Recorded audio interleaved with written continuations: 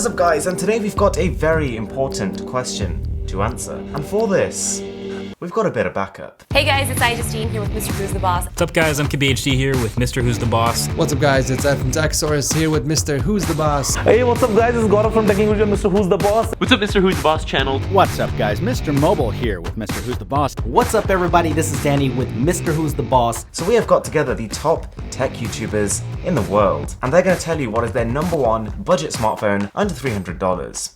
Let's go. My pick for the best budget smartphone under $300 has to be the Honor 7X because of its camera quality. It only costs $200 and it comes packed with a 16 megapixel camera that can capture vivid and crisp photos and does a great job in low light conditions as well. Its wide aperture range allows the camera for great depth of field pictures.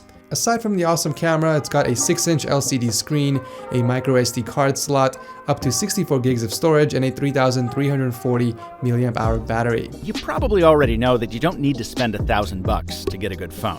Well, the company that's consistently proved that for the past 5 years is Motorola. And I'm betting that the new Moto G5 family will be no different. The leaks say we're looking at 3 choices with 18:9 screens, big batteries, the beautiful styling of the Moto X4, and that minimalistic Motorola interface that never gets enough credit.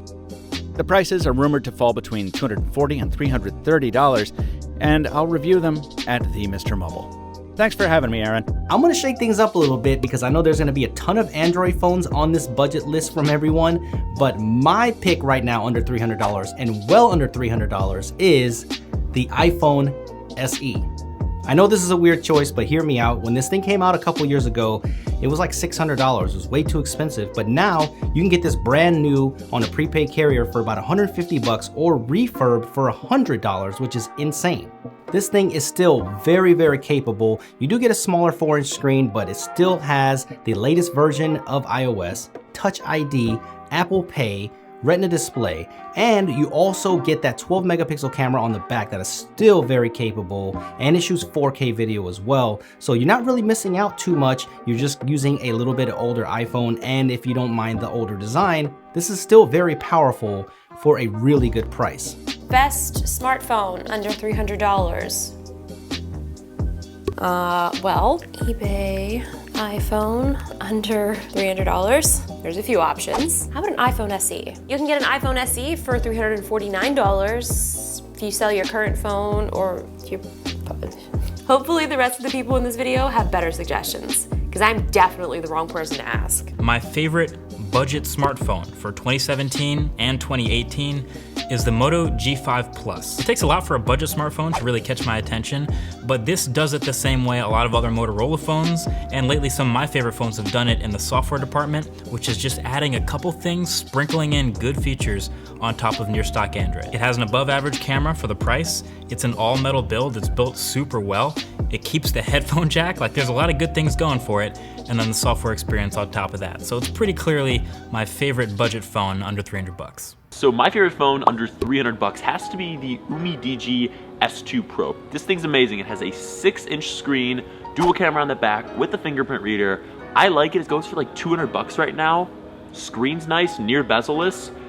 Definitely the best buy on this video. As Arun asked me to pick a phone of my choice under $300, I instantly chose the Xiaomi Me A1, also known as the Mi 5X in some markets. In India, this phone is priced at around $210, and for that money, we get a lot in terms of great design, Snapdragon 625 processor, 4 gigs of RAM, 64 gigs of storage, a 5.5-inch Full HD screen, 3080 mAh of battery, and for some cool portrait shots, there is also a dual rear camera system. And being a part of Android program means that we leave with the MIUI skin and always get a clean stock Android look, along with a promise to receive all the upcoming updates. So bringing these things all together, I think make this phone a great deal for the price. But since we are in 2018, I think we should get some taller screens with lesser bezels. So I'm always looking forward to able to see some brands like Xiaomi, Nokia, Lenovo, Motorola to see what they bring for the table. But as of now, Mi A1 would be my pick for the budget under $300. Thank you. What's good guys, and the phone that I've picked today is the iPhone S8. It was released at $250 US,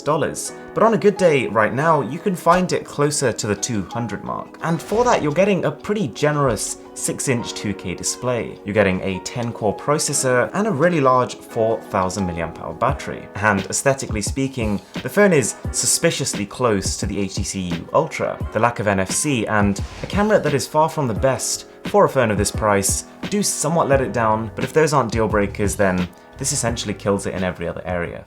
Alright guys, this has been incredible. Thank you so much for watching, and also a huge thanks to the other creators. These are some of the people that I think make the best tech content on YouTube. So if you are new to any of those guys, go check them out. Links are in the description. And with that being said, my name is Aaron, this is Mr. Who's the Boss, and I'm signing out.